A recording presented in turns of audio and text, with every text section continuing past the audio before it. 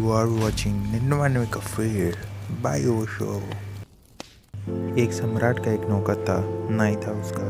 वो उसकी मालिश करता, जमात बनाता। सम्राट बड़ा हैरान होता कि वो हमेशा प्रसन्न, बड़ा आनंदित रहता और बड़ा मस्त भी रहता था। उसको 1 रुपया रोज मिलता था। बस 1 रुपये में वो खूब खाता पीता, मित्रों को भी खिलाता पिलाता। सस्ते जमाने की बात होगी।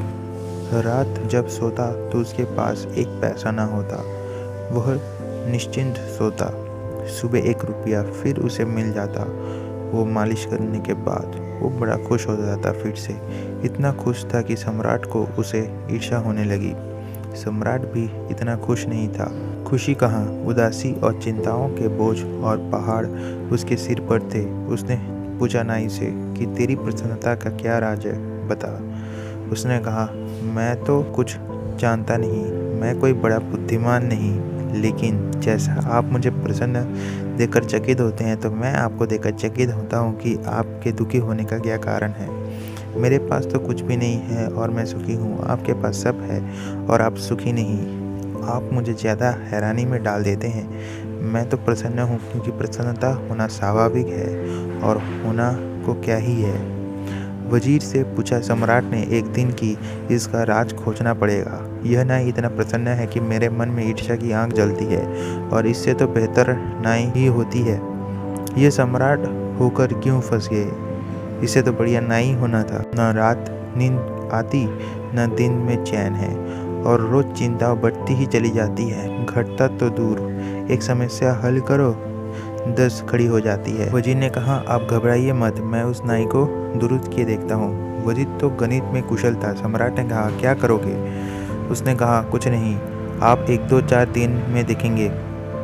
वो 99 रुपये एक थैली में रख कर रात नाई के घर में फेंक कर आ गया। जब सुबह नाई उठा तो उसने 99 गिने। बस वो चिंतित हो गया।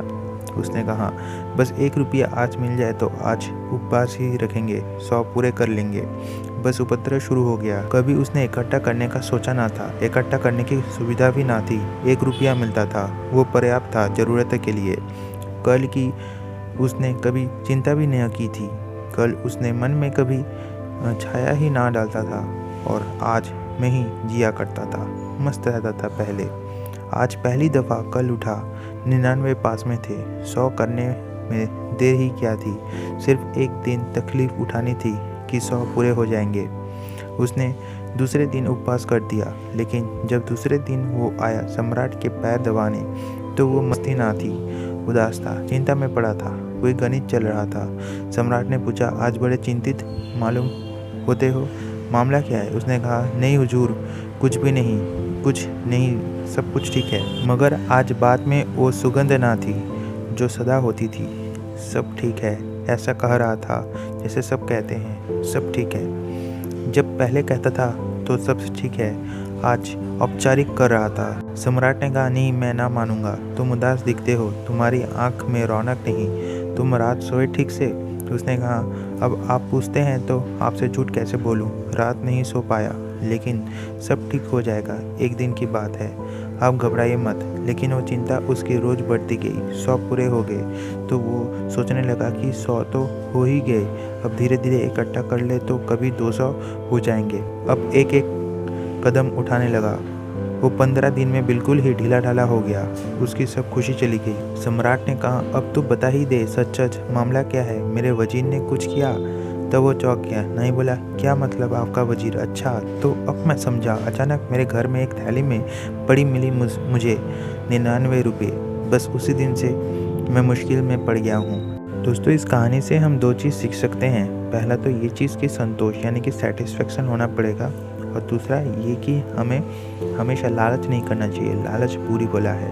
ये 2 चीज़ को अगर आप अपने जीवन से हटा देंगे तो आपको खुश होने से कोई रोक नहीं सकता।